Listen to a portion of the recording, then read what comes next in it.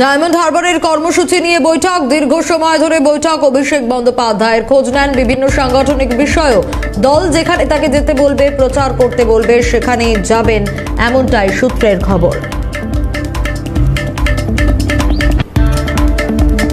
নজর রাখার চেষ্টা করব। ইতিমধ্যেই যে খবরে নজর রেখেছি আমরা, খোঁজ নেন বিভিন্ন সাংগঠনিক বিষয়েও অভিষেক বন্দ্যোপাধ্যায়। কোথাও গিয়ে কি লোকসভা ভোটের আগে ব্যাকফুটে চলে যাচ্ছেন অভিষেক বন্দ্যোপাধ্যায়, সেই প্রশ্ন ইতিমধ্যে উঠছে। কারণ তিনি বলছেন, সূত্র মারফত যে খবর পাওয়া যাচ্ছে তার ঘনিষ্ঠ মহলে তিনি বলছেন যে যেখানে যেতে বলবে দল, যেখানে যেভাবে প্রচার করতে বলবে সেভাবেই তিনি করবেন। কোথাও গিয়ে কি তৃণমূলের সেকেন্ড ইন কমান্ড তিনি ব্যাকফুটে চলে যাচ্ছেন, প্রশ্নটা থাকছে। পার্থ ভৌমিক কি বলেছেন শোনাবো। ব্যানার্জিরও শেষ কথা মমতা ব্যানার্জি, সুব্রত বক্সিরও শেষ কথা মমতা ব্যানার্জি। আমরা মরে যাব, মমতা ব্যানার্জিকে ছাড়বো না। কিন্তু আমরা যদি মনে করি যে রামকৃষ্ণদেবের ধর্মপ্রচারক বিবেকানন্দ ছিলেন, ঠিক তেমনি আমরা মনে করি মমতা ব্যানার্জির উন্নয়নের প্রচারক হচ্ছে অভিষেক ব্যানার্জি। মমতা ব্যানার্জির ছবি যেরকম থাকবে, অভিষেক ব্যানার্জির ছবিও থাকবে, কারণ মানুষ অভিষেক ব্যানার্জির মুখ থেকেই মমতা ব্যানার্জির কথা শুনতে চায়। ব্যানার্জি শেষ কথা, যেটা আমরা মনে প্রাণে বিশ্বাস করি, সেটা ও 21-এ ওই বিশ্বাসটা রাখতে পারেনি, তাই ও দল ছেড়ে চলে গেছে।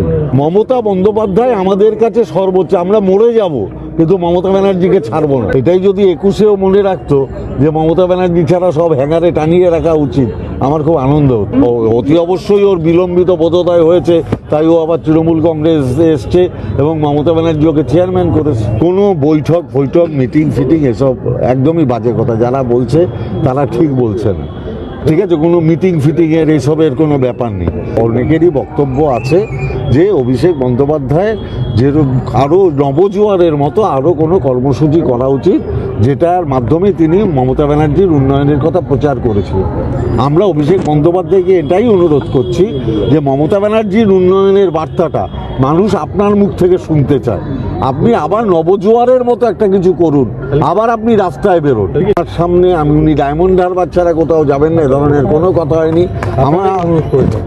আমরা বলছি মমতা ব্যানার্জির কথা, উন্নয়নের কথা মানুষ অভিষেক বন্দ্যোপাধ্যায়ের মুখ থেকে শুনতে চায়।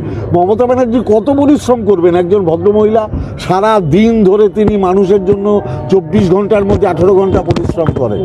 তারপরে তিনি এই যে রাজনৈতিক সভা, প্রত্যেকটা লোকের নাম মমতা ব্যানার্জির মুখস্থ। তারপরেও যদি সংগঠনের এত খুঁটিনাটি ব্যাপারে তাকে মাথায় রাখতে হয়, তাকেই যদি আবার রাস্তায় নেমে প্রচার করতে হয়, তাকেই যদি আবার সরকার চালাতে হয়, তাহলে তো তাকে ভগবানের থেকে উপরের কিছু হতে হবে। মমতা ব্যানার্জি মাথায়, মমতা ব্যানার্জির থেকে তার একজন প্রচারক দরকার। সেই প্রচারকের নাম হচ্ছে অভিষেক বন্দ্যোপাধ্যায়। ওনার রাস্তায় নামা দরকার। মমতা ব্যানার্জির উন্নয়নের কথা মানুষ অভিষেক বন্দ্যোপাধ্যায়ের মুখ থেকে শুনতে চায়। ফিরহাদ হাকিম কি বলেছেন শোনাবো। মমতা বন্দ্যোপাধ্যায়, নবীন প্রবীণ নিয়ে কোনো দ্বন্দ্ব নেই।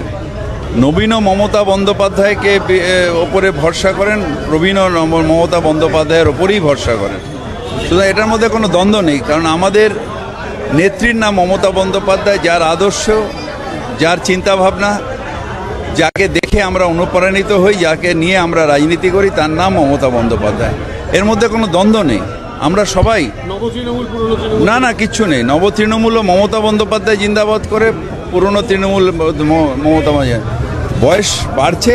যারা এখন ছোট হয়ে কালকে তাদেরও বয়স বাড়বে, তখনও তারা তৃণমূল করবে, তখনও মমতা বন্দ্যোপাধ্যায় জিন্দাবাদ বলবে। আমরা কথা বলেছিলাম বিজেপি নেতা রাহুল সিনহার সঙ্গেও, তিনি কি প্রতিক্রিয়া দিয়েছেন শোনাবো।